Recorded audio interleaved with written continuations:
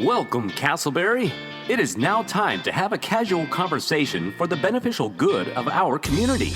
The show you are about to listen to is called What's Up, Casselberry? And now it is my absolute pleasure to introduce to you your hosts, Andy and Drew, along with producer Robin. What's up, podcast listeners? It's Andy. It's Drew. We are back. It's Tuesday in your listening ears. We are having another episode of the What's Up Casselberry podcast. Woo-hoo! Yes, sir. It's been a couple of weeks since we recorded, right? It feels like a long time. Yeah, I miss you, man. We did. We recorded a couple ahead of time. We have been on vacation, but we are now back in the studio, in your house, in my house, on Zoom here. And What's Up Casselberry headquarters. That's right here in the Camelot neighborhood. Hey, we don't have producer Robin here, but listeners, we have an exciting episode. It's episode number 113. If you're keeping track at home, you can go back and listen to any of those other previous 112 episodes on our podcast feed. If you haven't already, please like and subscribe. I was just sharing this, Andy, with a friend the other day, encouraging them to subscribe so that they could make sure to get the latest episode update. But if you're new to the program, welcome. We are two friends. We're pastors. We're citizens of Casselberry, Florida. And we love to have conversations about all the great things happening in our fair city. And speaking of being a citizen of Casselberry, we have a very special guest coming up a little bit later. And I won't give it away just yet, but she... Well, I think you've kind of got to give it away if she's going to be like a co-host with us in Robin's absence. Should we? All right, Andy, go ahead. Introduce our special guest. I'll do the drum roll and you make the announcement. Okay. All right. She's here. She grew up, born and raised in Casselberry, Florida. She's the very offspring of our very own co-host, Andy Searles. This is Bethany Searles. Say hi, Bethany. Hi. It's funny. She's waving. This is just a podcast. There's no video. Yeah. I keep nodding too. So you can tell even through your speech, you're smiling. You've got a very smiley personality about you. But yeah, Bethany is our special guest today. And we're going to hear about her story and all the ins and outs of growing up as a kid and now soon to be adult here in Casselberry, Florida. So Bethany, feel free to jump in, add your commentary. You can only make us go up. Drew really wanted you on this part of the show because no one laughs at his jokes and Robin's not here. So he's kind of hoping that you will step in and laugh. Yeah, so. I'll give you the I feel bad for you laugh if you like, or would you like the courtesy laugh? The pity courtesy laugh. I'll take it. Whatever's necessary. Yeah. Hey, you were on spring break recently. What did you guys do in the Searles? Yes, we went to Washington, D.C., which was kind of like a big family trip for us, and had a great time visiting some of the historic monuments and experiencing the big city. What did you think of it, Bethany? I thought it was nice. I mean, there's a lot of cool things there. We did a lot of walking, so... We did a lot of walking. In fact, Bethany was tracking on her phone, and our total for the 5 days we were there was what, 43 miles? 46. 46 miles. Man, you trekked it all right. That's awesome. Well, very cool. I haven't been to Washington, D.C. in many years, but I know that there's some really cool stuff there. And it feels like you never have enough time, right? No matter how many days. Sure. We would have had to walk another 46 miles to see everything. Yeah. And you were away as well, Drew. Where'd you end up? Yeah, my son and I were up in Greenville, South Carolina. That's where my sister and her family moved a couple years ago. And my mom and dad are currently in the process of buying a home up there. So spent some good family time. Jay got to play with his cousins. More and probably equally as important, Becky was able to relax back here in Orlando and be kid-free for a few days, which was really good for her. That's cool. Well, we've got Bethany on the show this week. Maybe we need Jalen on the show next week. That's right. He will gladly yell "babble" and other phrases of that nature if you'd like. I will say, though, as having a couple days really wasn't a little bit of a vacation, but some of the evenings I spent watching some of the Batman movies. And so as we transition to our dad joke of the week, I wanted to share a couple of jokes with the Batman theme, if that's all right. All right, Bethany, you ready for this? I like that you're on the pod because I can also reference you. I can ignore your dad for a minute here. So yeah, here we go. Dad jokes of the week. I've got a couple. And then Andy, I know you have some Doug jokes following. I've got two. Bethany, as I said, I recently watched some of the Batman movies, first with Michael Keaton, the actor, and then I'm up to Val Kilmer being Batman. Bethany, what is it called when Batman forgets to pay the electric bill? I don't know. What is it when Batman forgets to pay the electric bill? It's called A Dark Night. There you go. That's number one. All right, here we go. Number two. Let's see I what think you she think. might be genuinely laughing. At first, she was like sarcastic laughing, but then it like developed into real laughing. We let it sink in. I will say that one I didn't really laugh when I found that joke, but I laughed at this one. This may be completely over your head, Bethany, not because it's a really intellectual joke, but because this actually dates back to the television show. So listeners, if you recall, there was a Batman TV show and it had like a funny soundtrack and lots of little graphics. Like when he'd punch the bad guy, it'd be like biff, zam, boom. Here it is. Becky didn't go watch Batman with me. She refused when we were dating. It actually took until our 9th date for me to convince her to go see a Batman movie. I would summarize our first 8 dates as followed: dinner, dinner, dinner, dinner, dinner, dinner, dinner, dinner, Batman. And listener Andy literally put his head in his hands. I knew where you were going with that. That is actually quite clever. I was just waiting to see what Bethany's reaction was. And I think she got the reference to the old TV series, and I think she's laughing at you rather than with you. Yes. All right, Doug joke time. Doug's jokes this week have had a theme, and it'll become evident too. First one: my wife caught me standing on the bathroom scale, sucking in my stomach. Ha! She said, "That's not going to help you." "Sure it does," I said. "It's the only way I can see the numbers." Nice. My wife called me childish today while we were out shopping. I couldn't believe it. I nearly fell out my carriage. Okay. Betsy, did you get that one? A little bit. Okay. My wife bought me a hideous leather jacket, but I don't mind wearing it because I'm easily swayed. That one was funny. Nice. Thank you, Doug. Thank you, Andy. Thank you, Bethany. Let's get to some hard-hitting Casselberry in the news. All right, Andy, you shared this story with me. We've talked multiple times about our Seminole County Fire Department and some of the good work they're doing. They are back at it.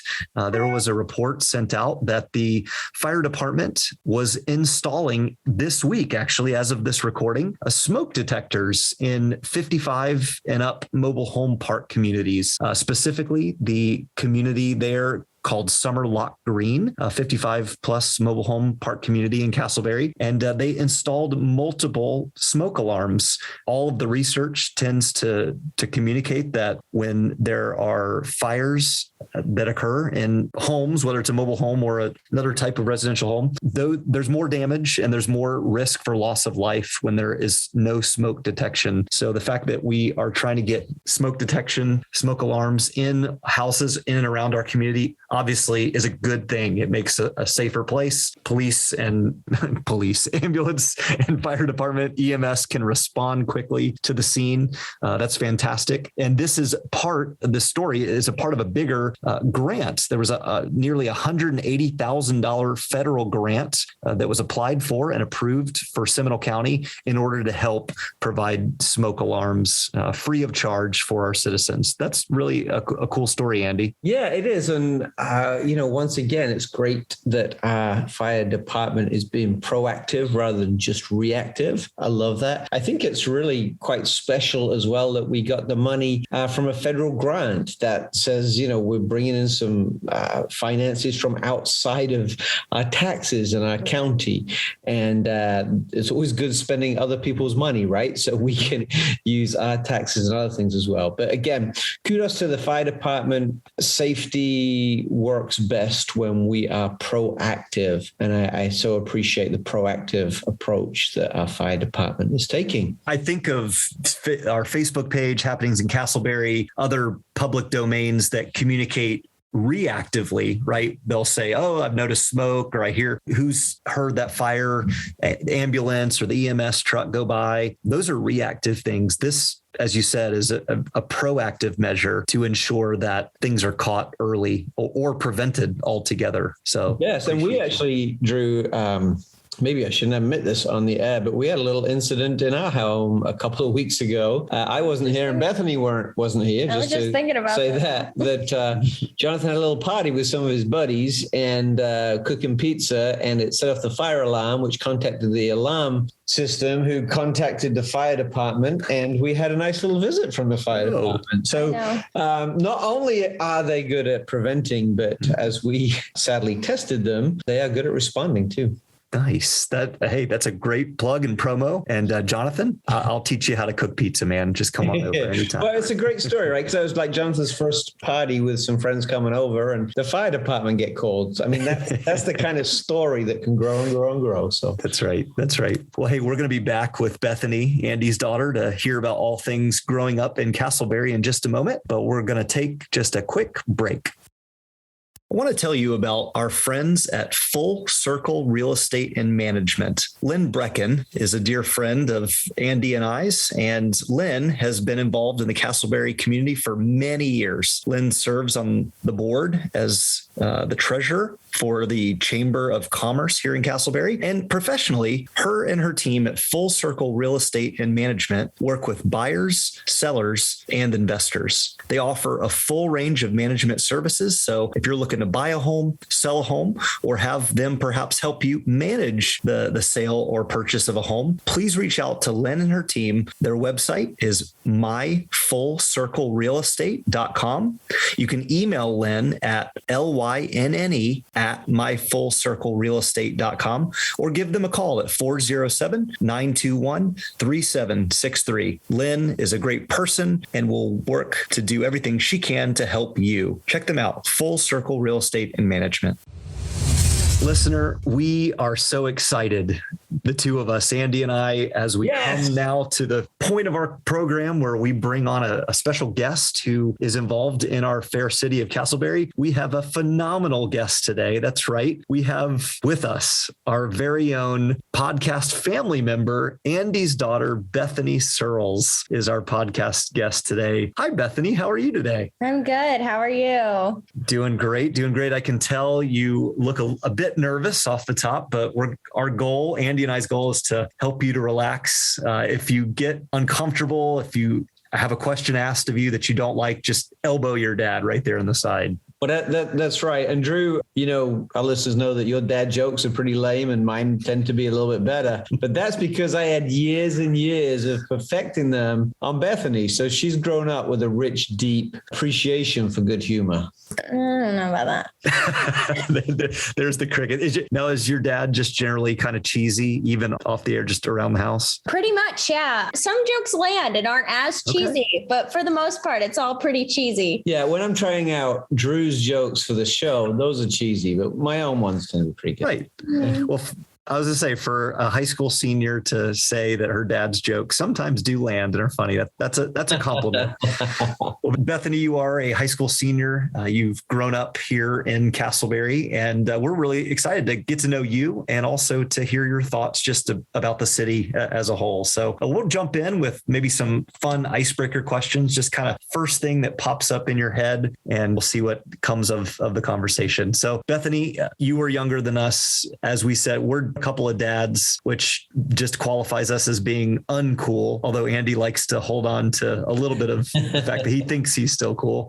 What are you into right now? What are the kids these days? High schoolers? What's cool when you think about the world right now that you're in? I'd say for most high schoolers, TikTok obviously is very big right now. So I know a lot of my friends do that a lot of the time. And, just the whole social media thing, like a lot of my friends are very much, and me myself are very into that. But yeah, Drew, let me just explain what TikTok is. Yeah. It's a social media platform. It's not like what your grandfather's clock used to do when it went TikTok. Oh. TikTok. So yeah, TikTok's cool, which is probably why you and I aren't on it, Drew. Next icebreaker question, Bethany, if your mother, who's a wonderful cook, doesn't want to cook and she says, we're going to go out to eat tonight, where is the place that you want to go?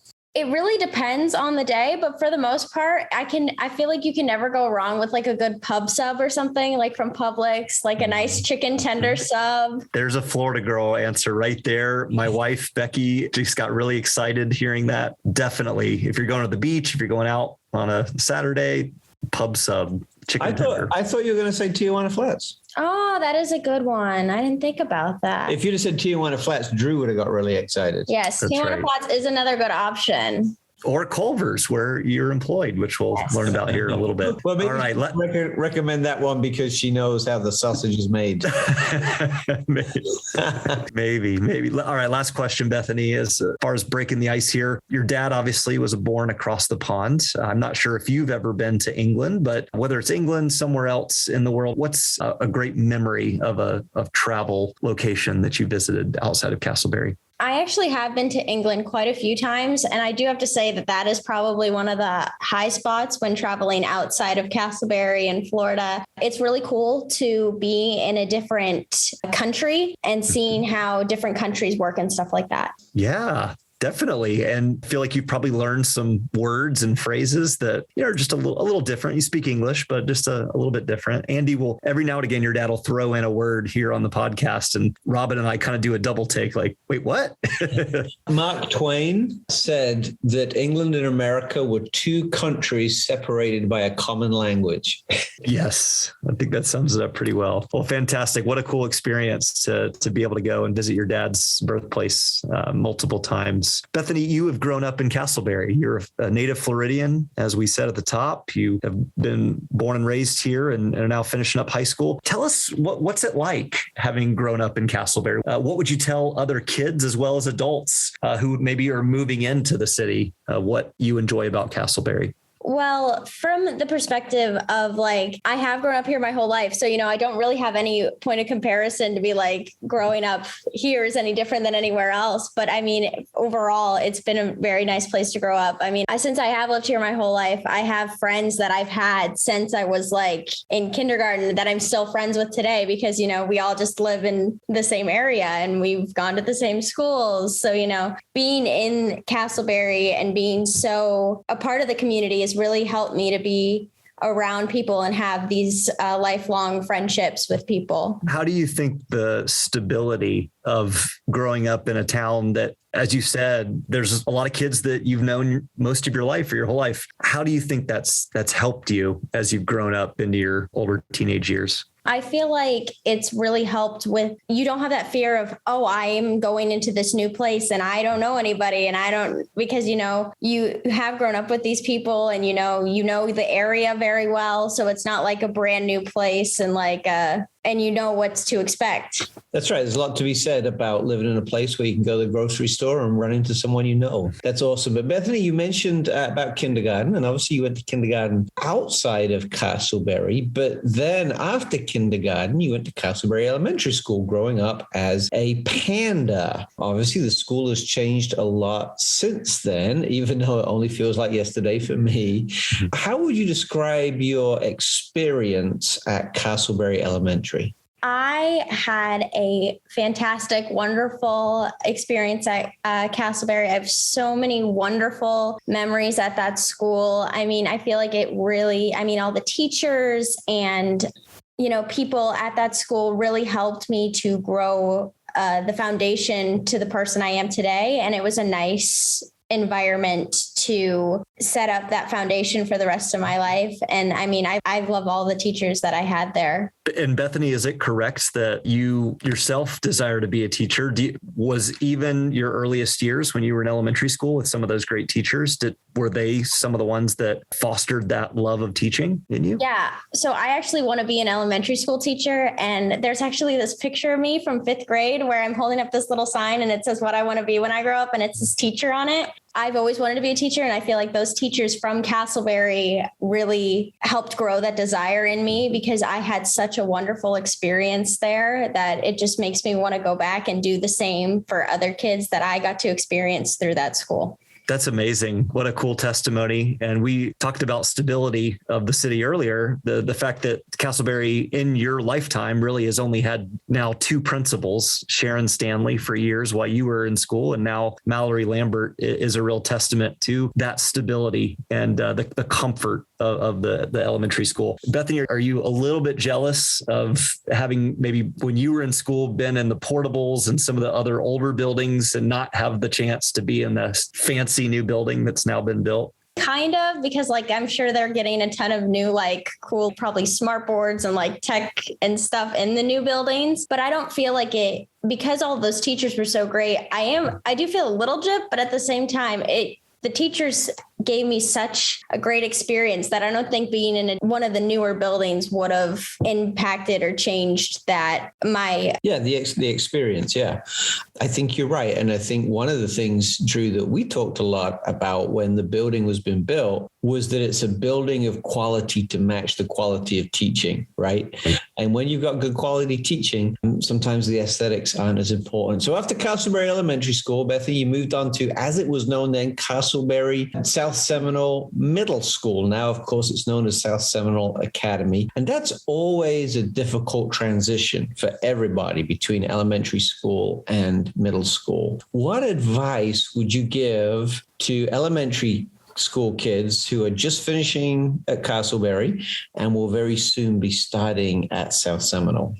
So, yeah, I remember when I was in 5th grade, I was very scared for middle school, because everybody talks about it being like this, like nobody knows who they are. And like everybody's like kind of crazy in middle school because they like are trying to find themselves. So I remember being very scared for middle school, and it was going to a school like South Seminole, and there's a lot of different like clubs and programs there. And I got very involved with band. And I feel like when I joined band in high school, it helped set up the friendships and like groups I have now as a teenager. The foundation that I got in middle school with like the collective really made me feel like South Seminole, with the programs that they offer, it helps me, and it might help other kids find something that you really enjoy that you'll want to do and can grow friendships throughout the rest of your life. I love that. It sounds like there's a mix, Bethany, in your story of friendships as well as just natural gifting, things that you enjoy doing. When think back on your middle school years at South Seminole, what was a piece of advice that really has stuck with you as you've now entered and almost finished high school? I feel like a piece of advice that from middle school that I got was high school's hard, and it's a lot harder than you expect. I mean, it's not that hard looking back at it, but like they tell you that it's pretty hard. And just to keep good people around you is a piece of advice I got there. And I feel like that's been a good thing that's like followed me through high school. Well, you've definitely done that. And I know your parents are not only proud of you, but also the company that you keep. You are clearly known in the community. Your family is known. Anybody that's listening to this podcast knows your dad and mom are always in and around different events in the community. And feel like you guys, if I don't know where to find you, you're probably at a park somewhere at one of our community events. What park maybe is your favorite park? And is there a specific event that you've enjoyed when you think about how Casselberry cares for its citizens through these events? I'd say probably, I mean, I might be a little biased because that's where our church meets, but I'd have to say Secret Lake Park is probably one of my favorites in Casselberry. Yeah. I mean, especially, and I know it's going to be so nice with all of the construction they're doing on it right now. And I'm just thinking to the future of how much, I mean, it was nice before, and I just can't think of how much nicer it's going to be. And I mean, all through all the church events, like the Easter egg hunts and the Halloween things, like I've liked seeing those events and like all the community coming together for those different things. That's cool. Those have been some great memories over the years. And you mentioned that they're rebuilding the park, and they're rebuilding and investing in all of the parks. In fact, starting a new park. So that will give us more amenities as a community. But what amenity do you wish that Casselberry had, but it doesn't currently have? I feel like an amenity that it could have is maybe like a hotel or like a thing inside a Casselberry, because, you know, like when we have family come in town or something, like it's a place for more people to stay so they can enjoy our beautiful city. I like that a lot. Yeah, that I feel like that's kind of where the city leaders are going, and creating the downtown space and creating more reasons for people to come in and enjoy our city. As you said, that will attract bigger businesses and potentially including a hotel. That's a great thought and insight. We're going to pass this along to our mayor, right? Mayor Henson. One of the amenities we do have here in Casselberry is beloved by many around our community is Culver's. And Bethany, you started working at Culver's. When did you start working at Culver's? Do you know your start date? I've been working at Culver's for a little over a year. I started in January 2021. Okay, January 2021, and yeah, right in the middle of COVID. And so kind of learning on the fly. There are so many that go there. I know Andy and I regularly talk to pastor friends of ours, or I'll set up meetings to meet people there because selfishly, I just want your custard. But what have you learned in regards to the people of our community and just interacting with those as you serve in that role? Well, I think what that has helped me learn is like the value of teamwork, to work on a team with people, to really help those in the community and, just be a helping hand to them. And because sometimes people, like when they're trying to order and they didn't know what they want, they'll get nervous, and kind of just like easing those people and like, being like, it's fine, I'm here to help you if you have any questions or anything. You're exactly right, Bethany. The comfort and the family feel of that restaurant is unmatched by most other places. That you notice the difference when you walk in, and yeah, you're a huge part of that, making everybody feel comfortable. So I love that you did talk about the team coming together to serve its citizens. That's great. Yeah, being involved in customer service really teaches you more skills than you realize, right? It's not just about, taking orders and those kind of things. It really is called the service industry because you serve people, and sometimes you serve difficult people who you've got to serve in a different way than you would someone who's been nice to you. So there's so much that Bethany's learning there, and that Culver's has done a wonderful job of creating that culture. So Bethany, a couple of questions left. If you were given $5 million, and that wouldn't be from your parents, to build something in our community, what would it be and why? I feel like if I were given that amount of money, maybe putting in like a better bus system or something, so people in our community could have more access, because it's hard to get around the city, especially since we just were on a trip and the public transit there was a lot better, to help people get around our beautiful city better, because it's hard to get around if you don't have a car. I like that. There is some conversation that Casselberry might get some electric scooters to help solve that problem. So I think what Bethany's leaning into is perhaps affirming for some of the conversations that the city's having as well, realizing that, mobility is a big deal. Well, and we've mentioned widening the sidewalks and adding more roundabouts. Yeah, kind of encouraging people to walk, bike, scooter, public transport. That's all part of the I do like the idea of a Casselberry underground, though, Drew. Does that... I do too. That'd be great. Awesome, Bethany. Well, as we wrap up our conversation, thank you for being a fantastic guest and just a fantastic person. Tell us and our listeners a little bit about what's next for you.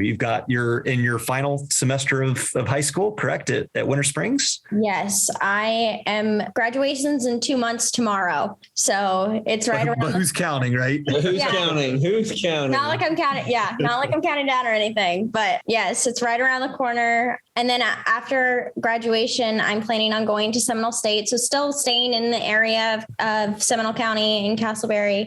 And then I'll go on to UCF after Seminole State to finish my teaching degree. And then I'll hopefully be able to go back and work inside of Seminole County. Yeah, that's right. And Andy, I know you've mentioned this before, that there is a program that Bethany, you're a part of, that is kind of one of those promises, trying to keep our best and brightest like yourself here locally. And so you'll have an opportunity, like you said, to teach in Seminole County in the future. Who knows? Maybe at Casselberry, maybe at South Seminole. You never know. Well, Bethany, thank you so much for your time today. We hope that you enjoyed this conversation, listener, as much as Andy and I had sharing it. If you want to connect with Bethany, find her at Culver's when she's working. Ask her for a custard. She'll greet you with a smile. And Bethany, we're very proud of you and looking forward to the next steps on your journey. Wow. Thank you, Bethany. That was really a lot of fun. I loved hearing your story and thinking about my own son growing up here in Casselberry and having similar experiences to you. It really is a joy to have the stability, the support of a great city like Casselberry. And so you are clearly a product of the goodness that comes from this city. Andy, there was a lot of inspiration and just joy in Bethany and what she shared. So would you wrap up another podcast episode with an inspirational quote for us?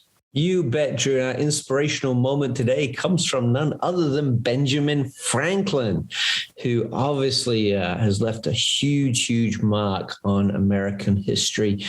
Mr. Franklin. You know, a lot of people want to say President Franklin, but he was never a president, right? And I know that, and I'm British. But Mr. Franklin said this: energy and persistence can conquer all things. Energy and persistence conquer all things. And I can just imagine when he came up with this quote, he was quite possibly rebuking someone because they had given up and got lazy, right?